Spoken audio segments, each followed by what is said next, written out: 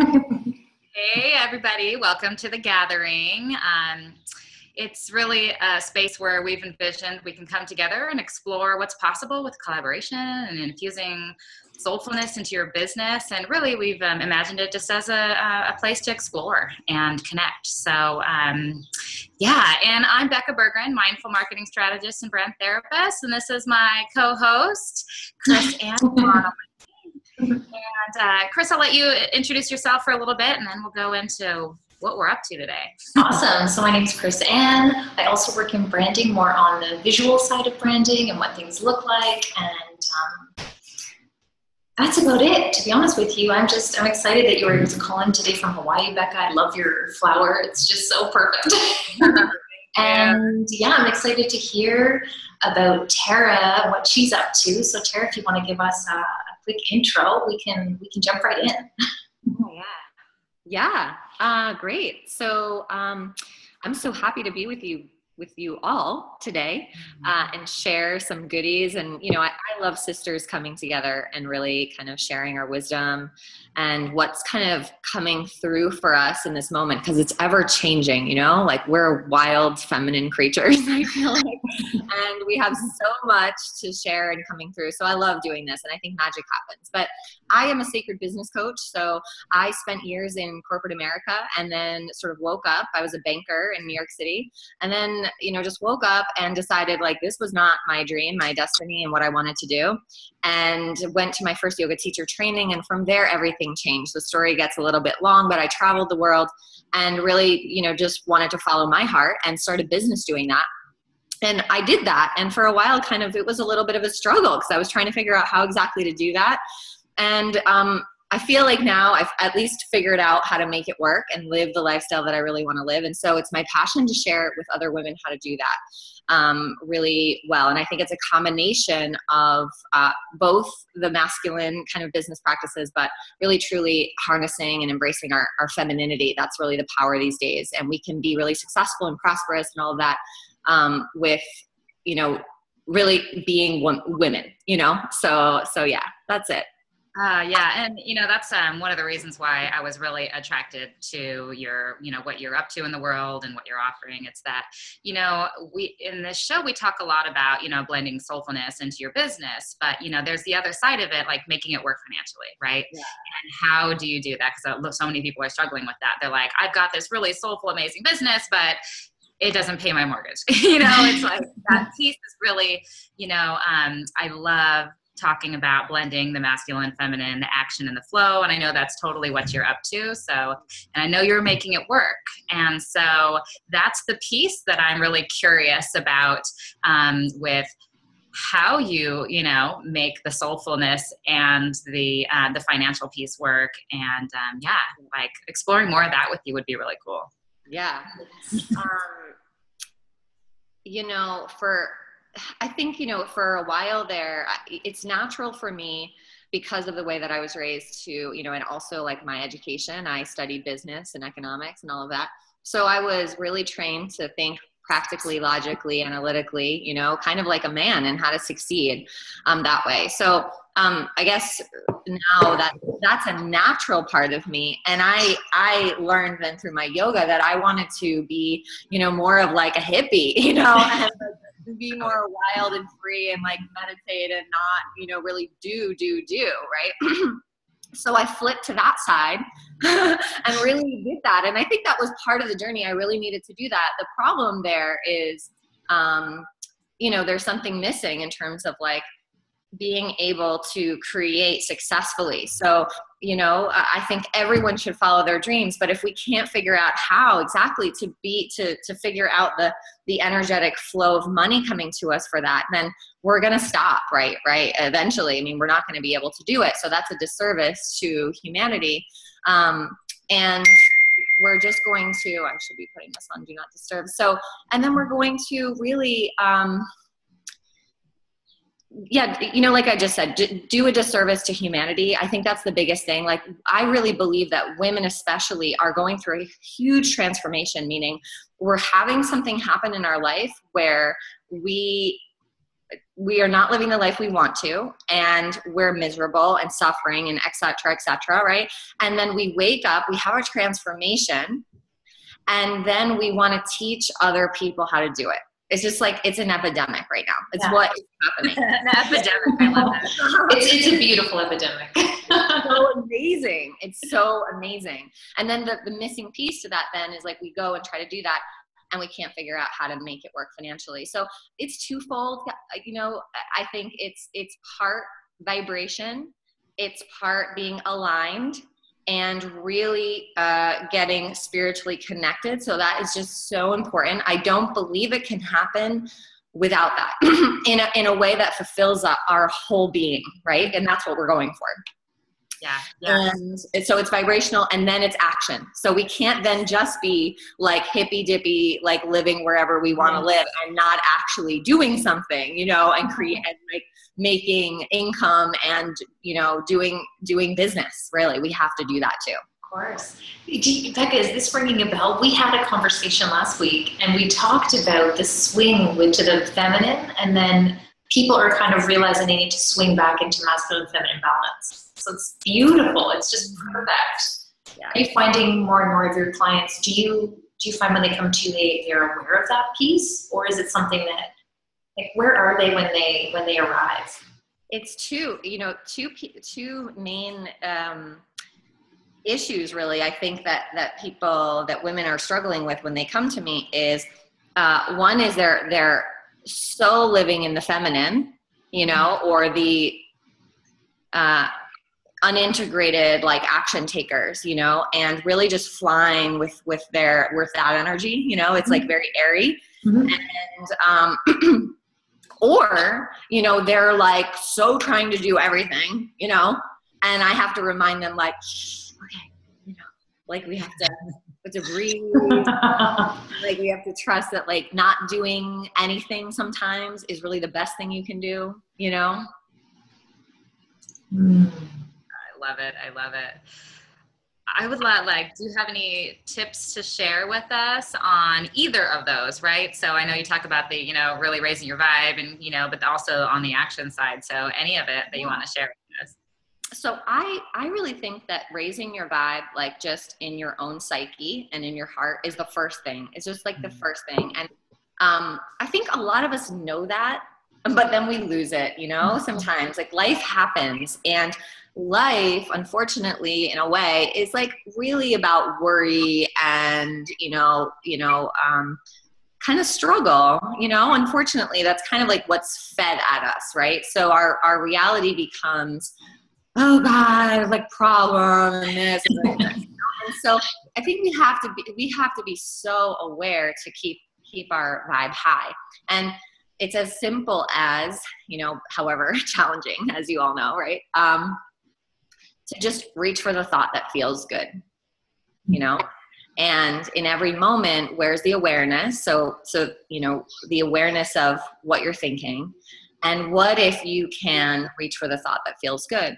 Because so many of us even struggle with that. We're like, but that's not the reality, right? Like, I don't have enough money, or I don't have I'm not living the life, or I'm not traveling, or I don't have the house or the partner, or whatever the thing. And we keep focusing on that.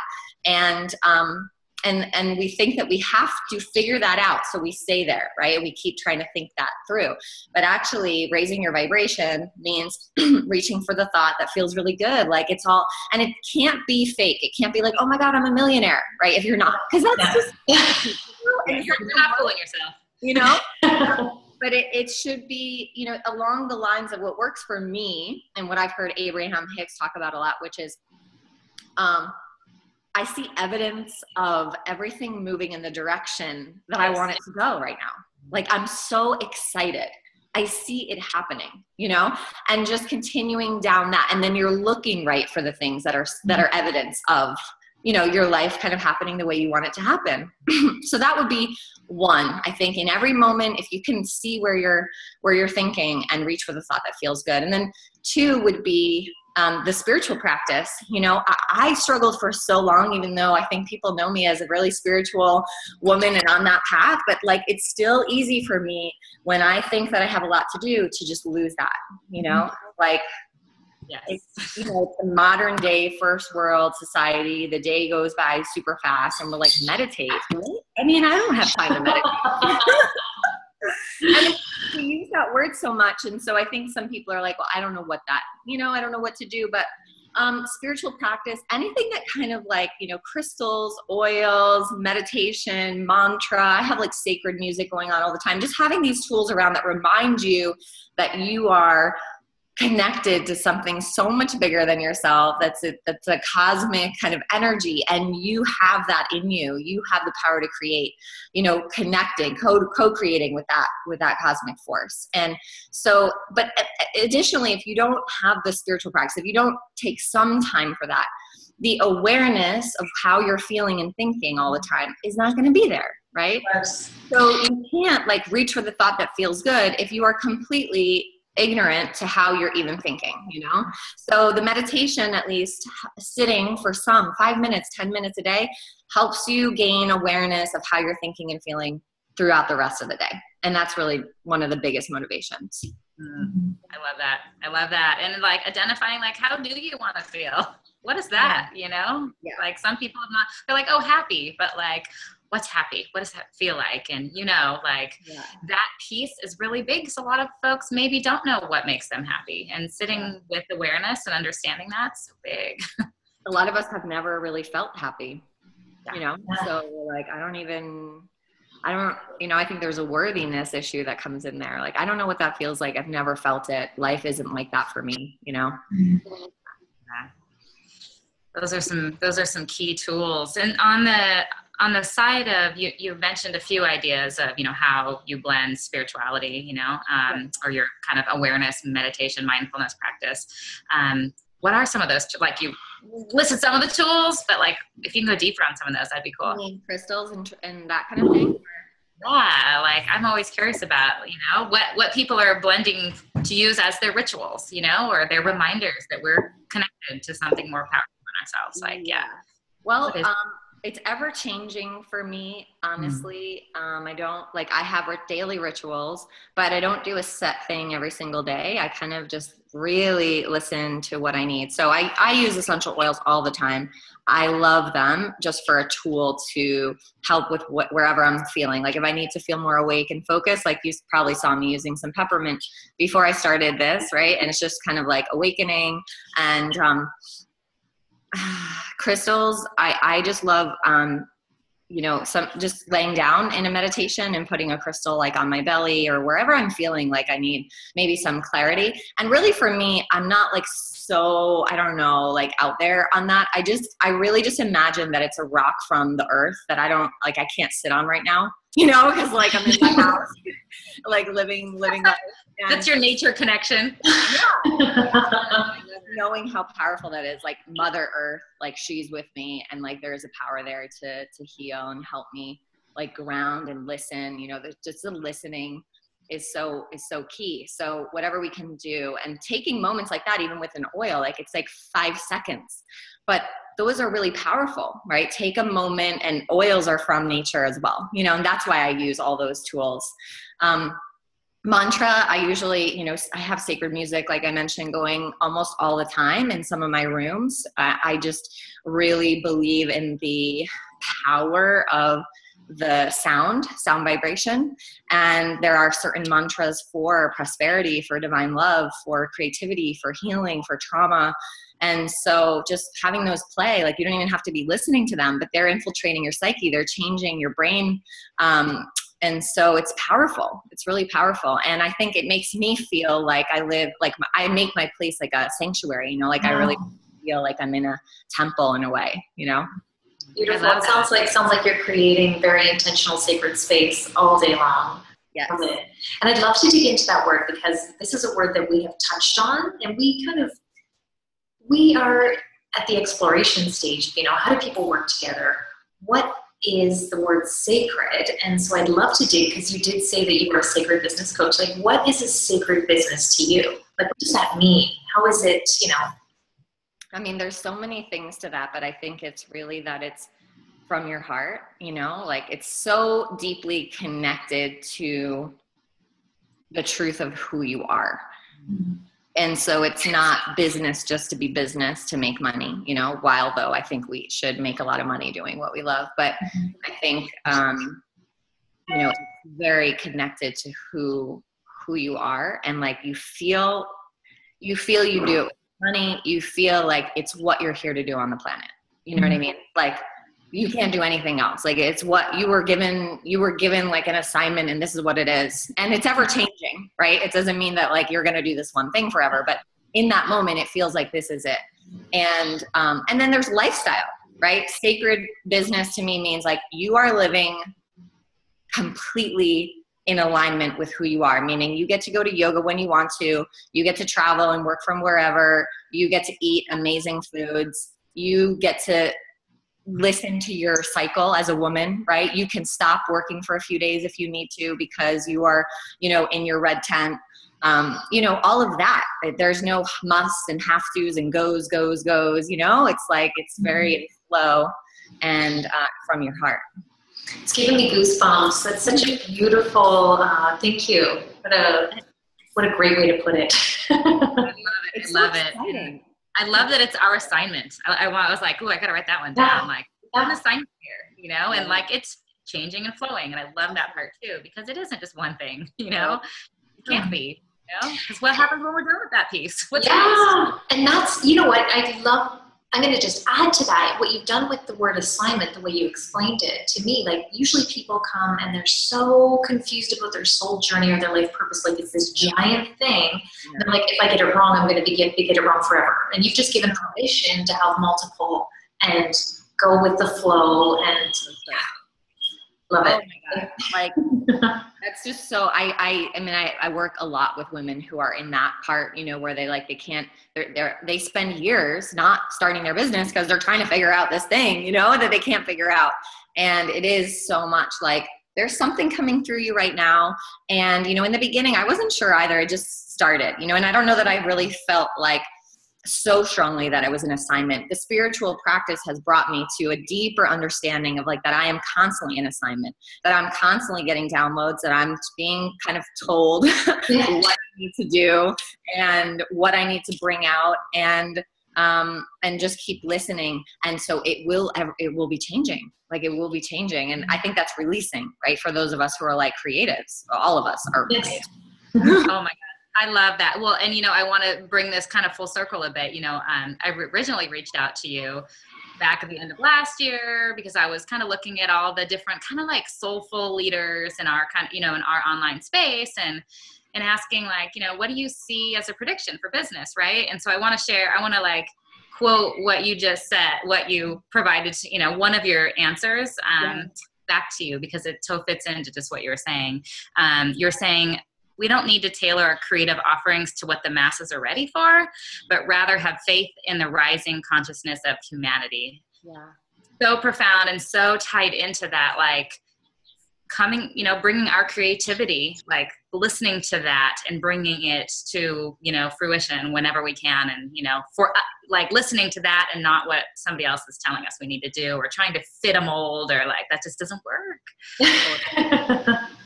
Totally. It gives me chills. And I would say, you know, that's like probably the toughest thing in this kind of soulful business area is that, you know, on one hand, you're telling someone like, do whatever is in your heart. You know what I mean? Like that's what you're supposed to do.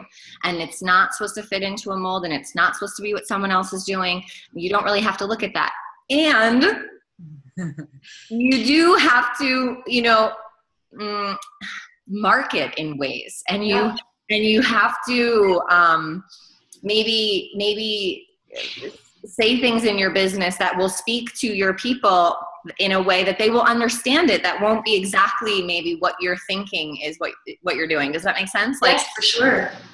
That's the business aspect of this that is a little bit challenging, right? When you come to the table of just do whatever in your heart, it's twofold. It's those both things, but it's possible to do both. You know, it's not like just fit into the mold, do whatever everyone else is doing, because we can't. The premise of that statement is our evolution as human beings requires us to come here and deliver our dharma, like deliver what we came here to do, our assignment, and that is not what anyone else is doing.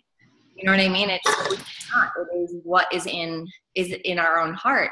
And so it just, we have to listen to that, you know, we have to listen to that, and we have to figure out how to do business, you know, so that we like there's, you know, like systems and a plan, and, you know, all of that ties in. It could be a nice, flowy, lovely, aligned system and plan, you know, like, it's that, right? Yeah. You can't get away from the website if you want to sell yourself online, or the shopping cart, or the social media, or whatever it is that your tool is, right, or your vehicle. Exactly. Do it. Exactly. So there are some things of it that will be like, you might not want to do it, but I'm sorry, it is part of it right now. It's the landscape of our world, you know? Yeah. The other tip that I was going to share with you is really about inspired action. So just kind of bringing it full circle into the masculine, you know, those first two tips are like the feminine, spiritual, divine feminine archetype of like, I have something to deliver here as a woman in this time. And then, you know, the masculine is the action, the business, you know, but see, in sacred business, inspired action is what it is, right? It's not just go, do everything, do what everyone else, like try to do more. And it's really like when your vibration is really high, you will get hits that will feel so strong of what you need to do, and they may be way less than you thought you had to do, you know, which is the magical part. That's a magical thought right there. That's a magical thought right there. Yeah, that it's less, that it doesn't have to be so hard, that it's not like go, spin around in circles trying to figure it out. It's actually, you know, much simpler. But we can't get to the simple if our vibration is low, we're worried, you know, so that's the key. The first is like expand, get your vibration high, then you're going to get these hits. And I will say also, then the hits won't necessarily maybe be, they might not look easy. They might not look like you can even do it. You know what I mean? They might really stretch you out of your comfort zone. They might make you spend a bunch of money that you don't really have, right? Like that it will scare you. But see, the difference is that it won't be a frantic, like I think I have to do this and more and another course and another thing and another thing. It will feel very like there's a big yes here. And I don't really know other than this is a yes. And I have to figure out how to just make that happen. So the inspired action is key in this time that we're living in.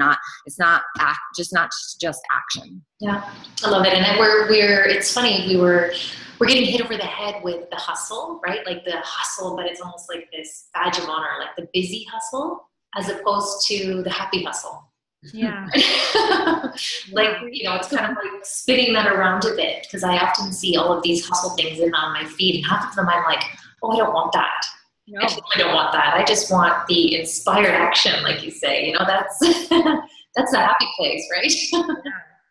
Yeah, and it's so much, it just feels better, right? It's like, I know it sounds woo-woo, but like you really do get messages and downloads, and like there's this whole cosmos speaking to you all the time, and it's telling you what to do. It's just we're not listening. We're not listening. I know. We've brought this up so many times that like it's all right there. Like if we just take the time to pay attention, we know what to do next. Yeah. It's almost, you need to stop that crazy hustle and leave space for it, or else it's not going to get delivered, right? Yeah. Exactly. But you know, when we're so cultured in masculine society tells us to just go and work your ass off and you will be successful. And that's just not, you know, yes, you have to work hard, you know, but it's in a completely different way, in this way that feels really good. It's healthy, you know, it serves the planet. It's like, you know, it's sustainable, you know, the other way isn't sustainable. We're all here because we burned out at one point, right? Yep. We hit a wall. We had our, you know, whatever that was right. We were doing the other way, and it didn't work. And we were at least aware enough to notice it wasn't working, you know? Exactly. So we had that, you know, and then it's crazy. Yeah. So many good nuggets here. I'm loving how you so brilliantly package hustle and sacredness. And thank you. It's wonderful. So what would a client expect from you? Like, let's say I come to you, I go to your website. What is the journey like? What is that process? How does it, tell us about that. Yeah. So actually what I really work on with, I mostly just work with coaches or consultants. So women who provide a transformational experience for someone. So that can be in any niche or any kind of like focus, if you will. But it's really about helping women create this online in a way that in a way that's prosperous, in a way that feels like it's less work. So, I mean, a year ago, I was like spinning around in circles trying to figure out how to do everything. And then I figured out how I could create a formula, or a system that really works on its own and brings me clients that are my soulmate clients, and they're looking for me, right? They want to work with me, and I figure out how to get to them. And a lot of that is through paid traffic. Having them spend time in a webinar and then coming into my world, and then it's premium priced packages. So that's really essentially how I work. I work in small groups with women who are creating their business or up leveling their business in a coaching or consulting world. And I really focus on women earning, 5-figure months. So 20,000 and above, that's where we want to be. And so that's what I do. I've created that for myself, and it's released me. It's made my lifestyle just be super prosperous, and I get to work less, but have intimate, amazing experiences with the clients that I'm working with, and so I help other women create the same kind of business model. Awesome. So I have a shorter program, and then I have a year-long mastermind that we work together in that. Yeah. Awesome. Yeah. I'm just, I'm so on the sacred business doesn't mean you have to be poor, Oh my God. Yeah. That's like your big, bold statement, right? It should be on the top of everything for us. I love that. That's so frank. We just have to stop that because I feel so strongly that women are going to change the planet, and we can't do it if we're poor. Seriously. No. Money is power on planet Earth. It is what it is, but let's just take the power away from people who are doing it really badly and not sustainably and not for the good. But if more of us have a lot more money, wow, the stuff that we can do, that we can make, right? That gives me goosebumps. Yeah. Me too. So I'm on a mission. Every woman should be just